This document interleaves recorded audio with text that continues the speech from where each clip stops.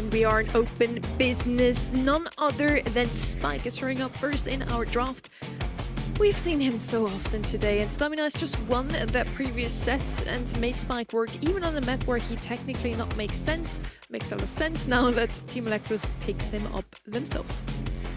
Yeah, I mean, from Stmn, always for sure an aggro. I was expecting more like maybe Kaze or Kenji. They went for the Mina. Probably the Poco is banned, so they don't have that support. They will go for maybe last pick a thrower, so they need to go for a mid now. That Finks is banned, so maybe Pam, maybe Lumi, maybe Amber even.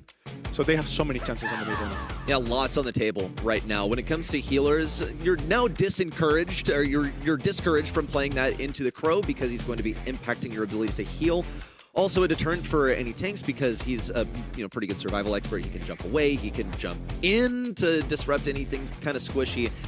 And of course he has the gadget that's going to shield him up. That is the likely gadget he will be running. So now what are we thinking at Team Elektros? Your response into the Mina and into the Crow. It's still possible to run stuff that fires over walls, but they're going to be breaking them all down with Frank.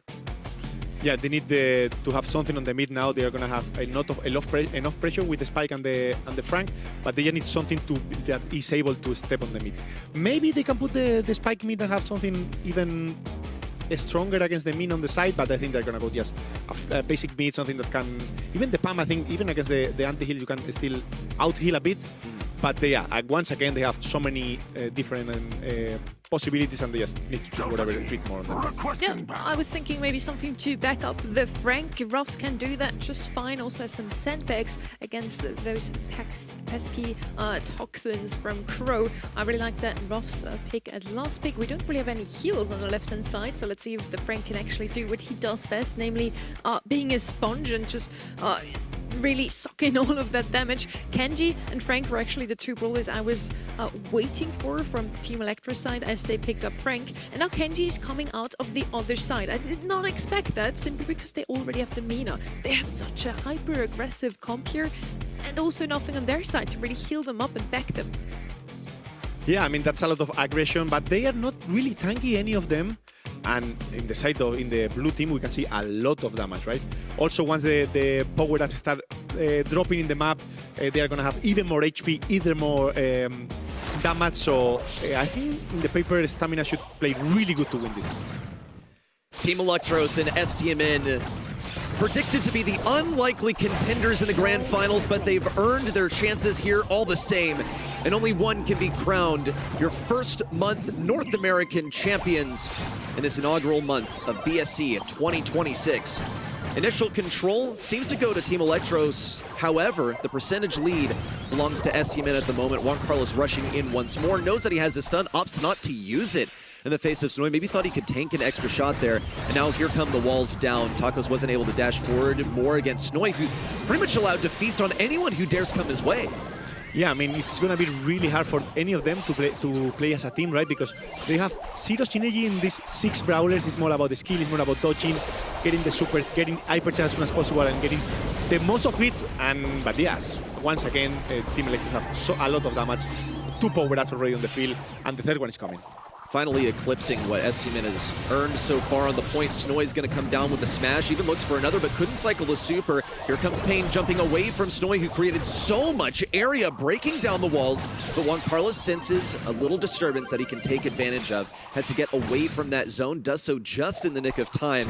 Team Elektros still have the advantage right now, but Stmn creep on forward. Yeah, it's important to understand that once the map is open, okay, this is a team kill. This is going to be Team Elektros. They just need to heal up. If Snowy heal up enough, he'll just kind of stay still and get the win. Just counting up to 100 right now. They don't have the DPS to get rid of Snowy. Despite a vertical jump, he persists. He stays alive. That is your job as Frank. Be alive on the point. In fact, that's kind of the objective of Hot Zone in general, but Frank is able to stay alive more effectively than really anyone in the game. Yeah, I mean, if the match is full open, they just need to, the Team Elektros just need to push all together. You don't even need to shoot. And the Stmn have two chances. Focus your matchup, try to stop him, But Frank will have enough HP to come in, right? And if you focus all the Frank, then the other two will push a lot. Pretty much. Like, you can't get tunnel vision over here. You have so much map to play around, and Team Elektros are already off to the races when it comes to opening it up.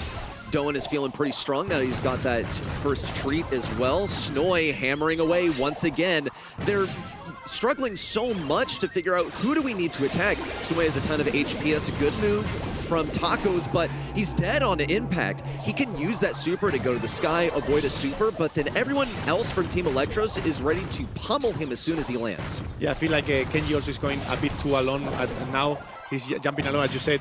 If you are alone, okay, you can dodge things with a jump. Once you are down, you have 3 guys shooting at you, and you don't want a Frank and Spike and a Raph on your face. All of the ideas are here. It's just that Team Elektros are overcoming them with team synergy, which is something that we kind of criticize them for. We sort of called them 1v1 merchants by their, like, mechanical merchants from their gameplay earlier. But STMN as a team seems to be falling apart in the face of Team Elektros. They will get this team wipe, however. Snoy attempts to disrupt things on his own, jumps a little bit thanks to that Mina super, but still stays alive and only gets hit by one of those slashes. Tacos, once again, dead on arrival. As soon as he comes down from that super, he passes.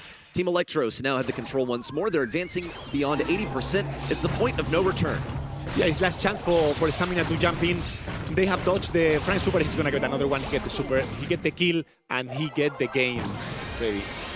I just can't believe it. Team Elektros just like that.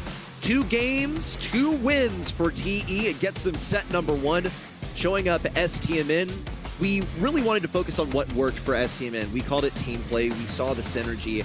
And despite the attempts at team play, it simply seemed superior for Team Elektros to the way that they were able to isolate the Kenji every single time he jumped up. You knew exactly what was going to happen. It was so telegraphed. Snoy uses a super, Tacos uses his super, and then the rest of Team Elektros is ready to take him down as soon as he returns to Earth. Yeah, I think with that last pick of Kenji, if I'm correct, yeah, they didn't respect the HP that the Team Elektros has, and didn't have damage enough to take them down.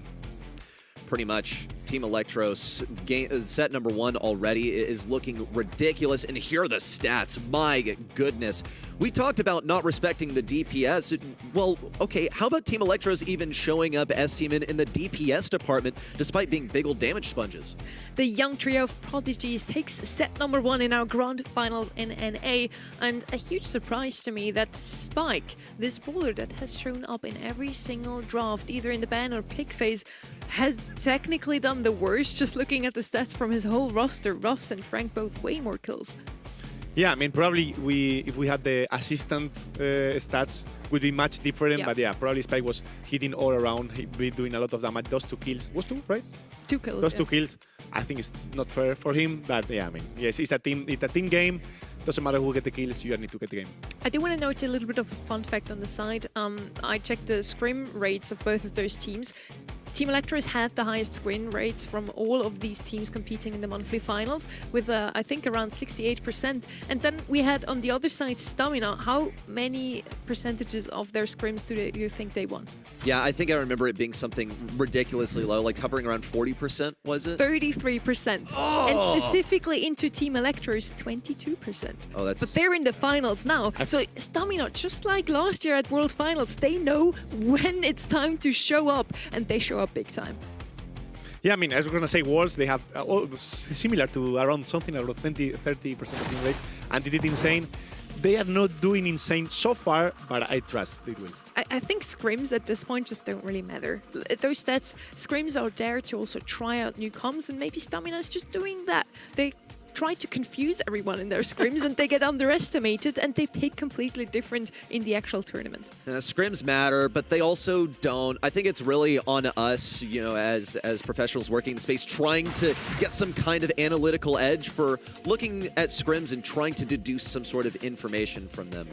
We'll see if that remains consistent. STMN had a ridiculously low win rate against Team Elektros in the scrims, and we'll see if this is another scrim between the two, of course, in the grand finals. Yeah, I mean, this map is insane. Layer Cake, Bounty. Now, I knew this map was coming. I was gonna add something like Shade, but we haven't seen it too much. But it's one of the bans, and we see the first pick of Cathay. Always good to grab the blue, always good to make the pressure. Always good to this last moment of the game when you can put the Sandstorm, you can put the dash on them and get those kills. It's a good start for Team Elektros. Kaz and Kenji both show up very often on a map like this one. Spike also technically left open once more. So let's see who will pick him up. He might be picked up once more. Pierce also one of those snipers that is so good on a map like this one. If you do want to go with the thrower, all of them left open, but it's so risky to go with any thrower early on. So maybe it's more of a last pick. If I would go with a thrower here, maybe Tick or Juju would be my picks. They're having to think about what that last pick will be. STMN, that is, they'll go ahead and snag Pierce, as you mentioned, Sunny. I don't think it's possible for Juan Carlos to have an open Pierce and not take it. I've seen him play it so many times. He loves playing these snipers. Of course, then you have Spike coming in. This one was wide open. These are the viable brawlers, but they were also lower on the priority list for Team Elektros. They really wanted to get rid of Shade, Rico, Ali. The others were not so important against them, and this is a deliberate choice. They feel pretty comfortable running into these. You don't want to like have Kaze dash into the Spike, but it's not a bad interaction to have her dash onto that Pierce. Yeah, I was going to say, you need, as you said, you need the caster to run away from the spike, so you need something for the spike. So I was expecting something like Willow on the spike, but you need to have the Willow, you need to have a mid that can defend you, right? Because probably that last pick is going to be something that go for that Willow hard, so we need something like RT or maybe Meeple with the stun. I don't know if it's going to be enough, but I think with that Meeple, sorry, I think with that Meeple, they are not going to go for a thrower. Penny is going to be their brawler of choice here from Team Elektros. We've seen it quite often today, but more often than I honestly would have expected it to come in. She's obviously very good against Spike simply because if he dares to put a gadget against her, he's going to die. Okay, so I'm looking at a situation where now STMN, they have to run like a Brock, you know, something to break open the walls, and then you expose the turret that way. Or you have to run a thrower, or if you ignore it, you can just accept that you've lost already. Never mind. Hank. Oh my goodness, yeah, something that can shoot through the walls. I tried to be really reductive here. I didn't think he'd make an appearance, but Hank was pretty much the secret weapon of STMN at the World Finals. It is a much different meta now, but, you know, just trying to draw some parallels over here. They managed to defeat Zeta Division with it, so maybe this is the reckoning. Maybe this is the return of the Hank, and they put this match back on the rails. Hank was also the secret weapon from New Heights Gaming yesterday, Pedro. True. Yeah, I mean, that Hank is I think it was unexpected, but can work really good if you get the lead and the Penny don't have the turret. You can really hold behind the walls, right? You can swap really good. That Cathay just need to run away from both lanes, kinda. So it can be really good if you have the lead. Well, here comes Memon, already aggressive on top of Juan Carlos, knows that he's only going to take 4k damage and marks him up, gets some pretty serious damage and a bit of progress towards his next super. We'll see Tacos taken down pretty early. It's a 3-star lead for Team Elektros at the moment. They knew they were going to get that blue star with Memon, but they actually opt not to play too defensive. It's good for them to fall back slowly because they need Snowy to sit up high so he can farm up that turret early. Yeah, there is one rule on bounty can happen either ladder or competitive. It's like you can start losing, it's fine. They're gonna get the blue star. Maybe you get the star maybe a bit later, but you cannot be 7-0, right? So early. So that kill, for example, we saw a kill. I think was Taco dying. So unnecessary. It's really important for them not to give too many star lead. So when they need to come back, it's easier for them, right? I agree. And look at that movement also on the left side. You saw Pain tried to cut off Memon, and Memon was able to easily dash through the Spike Super. It was a complete waste, really. Not a bad idea, and I don't think it's a mistake that STMN will make once more. Memon, again, playing super aggressive on this left side, just begging Pain to try and pinch him. Meanwhile, Pain's actually doing a pretty good job, but here comes Duan on the right side. Needs only one more shot to take down Tacos, gets through the walls again, and back to safety. Memon with a huge play. It's going to be massive damage onto Juan Carlos. No homing torpedo contact. Memon, just in the nick of time, gets his gadget back to swap and dash back to safety. Yeah, I mean, Team Elektros is playing insane. They're just waiting for the opportunity where they push a bit so they can punish, and now they punish again. Like, Memon is all around. I remember that he was playing on the left. Now they have last 15 seconds ready. Counting down to 10 now. Juan Carlos stunned by the rage quit. Doan's able to throw yet another super over here. 5 seconds to go. Taco's the last remaining member of STMN. It's an easy kill for Memon. And would you look at how dominant that one was? It wasn't even back and forth. It was constant, consistent control from Team Elektros. 18-2 at the expiration of the time.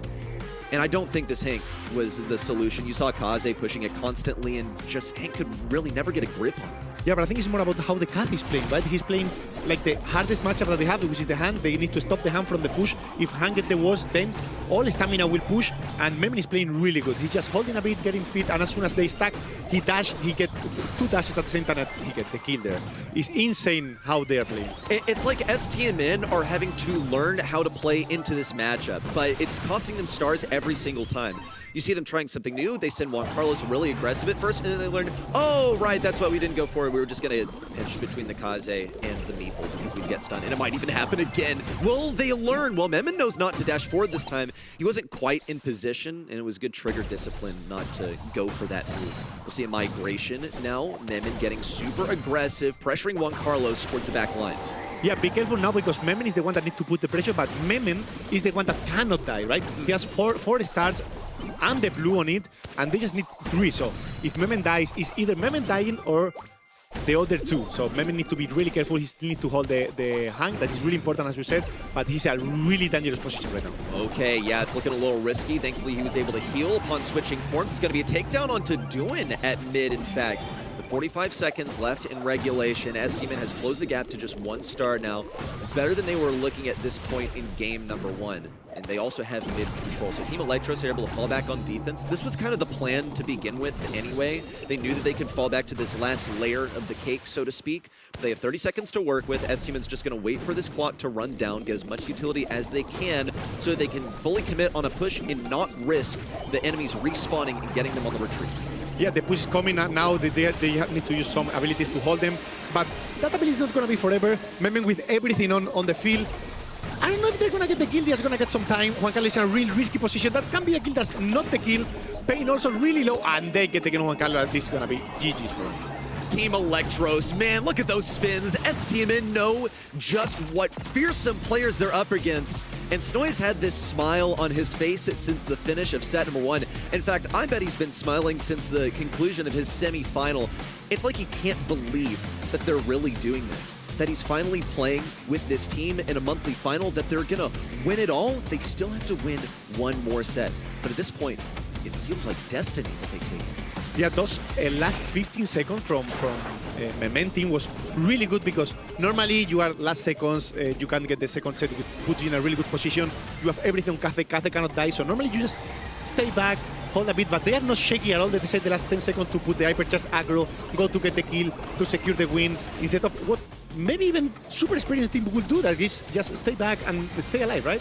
They know exactly what to do, and it's like they really, truly, deeply understand how these interactions are going to play out before they even happen. Take a look at this. Juan Carlos was put on this torturous lane on the left side, but Memen played it so well, getting the majority of the kills for the team, as well as getting the blue star and hanging on to it, playing aggressive with the win condition for the team, whereas most teams would get that blue star and then play defensive. He zags where others zig. We talked a lot about these creative picks, Hank coming in once more, and it did not really work out this time around, did it? This just seems to end like we started in NA. It's going to be another 3-0 at this point. Pedro. Yeah, I mean, this seems really good. They know. Yeah, I'm super surprised because they are not shaky at all, right? They know they are superiors. They at least believe they are superiors, and then just taking the win. I was expecting you to say no, Sonny. It's not going to be a 3-0. No, I it's still gonna be believe in stamina. Yeah, Stand by show my him real quick. prediction. Last set, last game, double point. Now that's a statement. We want to see a reverse sweep from Stamina. At the same time, I mean, I'm also happy for Stamina if they win their monthly final. I think that's the first one they are ever winning. So either way, I'm super happy for either of the teams that's going to win this one. For Team Elektros, it just makes up for a good storyline, and we casters live for stories.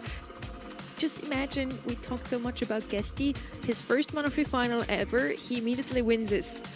We have a whole team that has never played in a monthly final, not a single player of them, and they would immediately win. That would be a great story. It's a new talent. I think really that story is unfolding before our very eyes. It's too early to call it.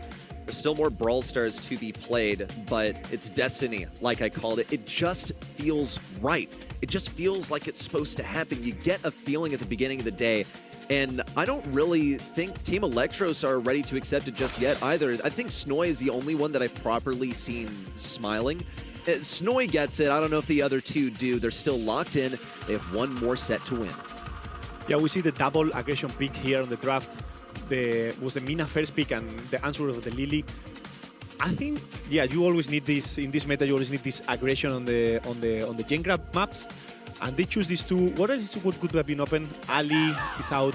Crow, of course, is in the game. And what else can we see on the mid? I mean, not on mid, but Death Crab Trap for me just screams Rofs every single time I see the map. So good on any lane. Mo is also something that shows often.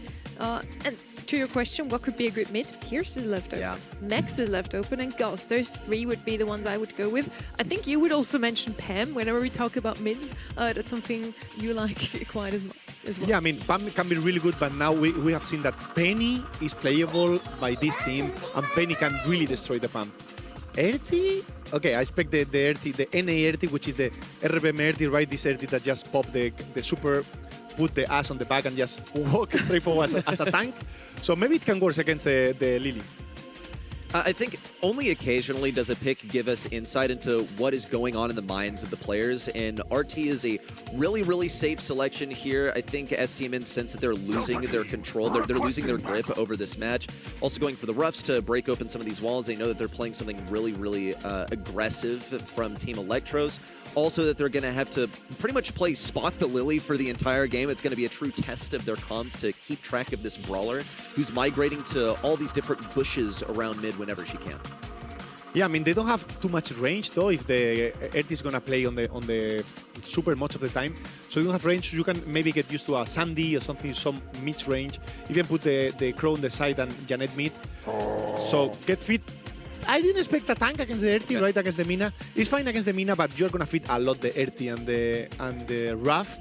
You will have power-ups all around the map, and once the Erti has hypercharge, we know how dangerous it can be. Kind of similar to what Stamina showed us in that first set of the Grand Finals. Now it's Team Elektros going for double aggression. They want to put a lot of pressure on the opponents, giving Crow the time he needs to pick up the gems in mid. Let's see if it's actually going to work out, and if it doesn't, they still have the Lily that can come in with a Shadow Realm and kill the gem carrier in the last seconds. I'm concerned that they're going to be feeding this wood chipper of RT. Once he gets that hypercharge, it is bad business. It takes up such a large area. Deathcap Trap looks like the perfect map to get control of mid with the utilization of that hypercharge. We'll see Tacos take aggro really early on. It's like Doen didn't even have a scratch left on him. Memon also aborted exactly when he needed to. Juan Carlos wasn't able to get the takedown, and look how Memon's playing this radius around Juan Carlos. Juan Carlos can't attack him, so Memon's just getting his super and hypercharge for free. They've had to concede ground, but Memon plays this complicated interaction to get Juan Carlos pretty low. Doesn't go his way, however. STMN have a commanding lead so far. Yeah, we see Snowy he's going to have a so bad matchup. He's going to suffer so much. He's still getting the kills, right? But he's going to suffer so much, and his job is just to make time so the other two kids can get the gen, right? So it's all about stamina, being able to pinch enough to get the kills and don't get swapped, baby. They're getting smacked in the back left corner for now. Snowy and Memon are about to run out of HP. However, Memon gets into the Shadow Realm. Now behind Juan Carlos. Juan Carlos saw it coming. Now Snowy manages to avoid that super from Tacos. Tacos threads the needle. Avoids the hypercharge from Snowy, but still falls. It's fine because Doin dodges this shot from Juan Carlos. He's able to jump away whenever he needs. 2 gems to win it. They need Frank to get back out here, and now they can just play for tempo, claim the gems that spawn closer to their side, and then make a slow retreat back to their spawn. Yeah, now when Juan Carlos have the hypercharge in the open, it's a bit better for them, right? Because it's easier for them to pinch. But Lily don't care at all. The hypercharge, he get the kill. Juan Carlos is still really low. He can stay alive, and he will probably get the super again, get HP, and then super again to get the ass on the field. I'm not too hopeful now for STMN. If they can keep control here, then they can take this one. But here come the hypercharges. Memon is going to be the first sacrifice. Didn't manage to make an impact there. Doin wants that gem so badly. Snowy's going to have to pick it up. In fact, he's going to have to hold on to all of these gems. Has the HP to make it back, and it looks like Memon should be able to pick up a few. No, he won't be able to get all of them. Oh, nearly gets pain, has to go into the Shadow Realm, and of course, predictably is following. Doin just doesn't have the HP to get up there. STMN with an incredible recovery. They just got to count down these last 15 seconds. Snowy still makes an attempt at moving towards the back, misses the gadget entirely. Way off the mark. It is going to be an interruption, and now Mina, the most mobile brawler on STMN, STMN will be able to hold these gems, but Team Elektros don't seem to really have a way in. Yeah, I mean, it's really hard once the map is open, right? So maybe Frank need to not open in the next game. Wait 1 second, 5 seconds, 3 seconds. Maybe they can get the kill reset. They do it and they run away with the gems ready. Oh my goodness, it's highway robbery. As soon as it looked like STMN could stop this momentum, Team Elektros have an ace up their sleeve. They're still able to mechanic their way to the enemy side. Here come the Blender Blades once more from Juan Carlos. Doan with his back against the wall still has a get out of jail free card. We're going to match point. Team Elektros are running the show. I mean, that was crazy comeback. I think they should not have done it, right? They should have, once the game is open enough, I think Stamina have the win there, so they need to get the gems, get the pinch, especially played really good as a team, because yeah, if not, Elektro will get the gems back. I am going to sound like a broken record here, but it feels like STMN tried to challenge something that was already written. It was predestined. Team Elektros, could this be the team that puts NA back on the map at the World Finals? STMN gave us a pretty shocking run through the World Finals in 2025. Beyond our showrunners, I would say, in Team Elektros, even in month 1, seemed like they could bring that same glory back to the North American region. Okay, I mean, if I gotta do that really risky move here, he's gonna die anyway. No, he don't. He gets the help of Taco to stay alive. They have a really good gem lead now, but yeah, Lily supers are gonna start to come. The map is again really open. I don't know why Team Elektros thinks that is the best for them. I think it's not the best. It's easier for Stamina to play as a team to do that pinch on the allies to keep them low or kill them as soon as possible. But I mean, they have their own plan. It's complicated. Team Elektros have been doing things their own way all day long. They don't even mind feeding this hypercharge to Juan Carlos. Doan knows that he needs to get away. Look at that TP also. All the way back to safety for Juan Carlos, and he's going to be equipped with this hypercharge once more if he so desires. Here comes a big move in from Taco. Snoy somehow manages to stay alive. It's the assistance from Doan that keeps him on the map. Juan Carlos cannot persist in the face of all of this oppression. Taco's, thanks to that respawn shield, can make it through, but now all these gems are in the clutches of Team Elektros. 10 seconds to go and 10 gems in possession. Just got to run this one back nice and safe. The Blender Blades are out. Memin now falls. Tacos can run away, and STMN with the reversal. That's one jump in for Doan, and that's the interruption that they needed. Oh, he missed the hypercharge, Lily. He wanted to finish the game too early. Maybe he just grabbed the gems, get the countdown back, and win as a normal game, right? Don't try to be the hero. Don't try to win it. Is a multi-final on the game right now. They get the kill. They do all... Nice and dead, ready. It's such a close match, but Doan now has 15 gems, and he has the escape. Payne is going to give it his best effort. Memin falls on offense, 10 seconds to go. Snoy with a huge radius of denial, but Taco still makes it through. 5 seconds to go. Juan Carlos is the last hope, but it's just no good. North America, bow down to your new rulers, Team Elektros. I mean, the superiors there was insane, right? I think they should have never win that matchup. They did insane. I think it was all about confidence, right? All about, okay, you have the gem. We are 7-2, I think. Don't worry, have a Lily, have a Frank with the worst matchup ever. I'm still gonna get the kill. I'm still gonna hit the gadget. I'm still gonna get my very first Monday final. He looked so sad He for stuck out his Juan bottom Carlos. lip. I am covered in goosebumps from head to toe. Please, what were those two photo finishes in these two gem grab games? I think the last 40 seconds of both of those we should actually clip and show again. It was a back and forth. We had so many resets, both teams playing out of their minds. And in the end, it's a 3 or 4 Elektros. Once again, it doesn't really mirror how close this last set was. I want to ask of Team Elektros, like, was this your strategy here? Do you know it was going to go back and forth so much that you'd eventually end up on top? I mean, how often do you see this? It is the raw aggression that these guys offer. They run it down, but not quite with like a run it down meta. This isn't the hypercharge meta. This isn't the Ollie hypercharge that we are accustomed to from last year. They get it done. They heist gems from the enemy side. It's like there's no tradition of Brawl Stars that can get in their way. We're ending this month with this gem grab set. This, for me, is the highlight of the month, honestly. Such a back and forth. I was, like, sitting down, standing up again, sitting down again. Goosebumps everywhere. It's crazy. Juan Carlos and Memin with the most kills. What does that tell us, Pedro?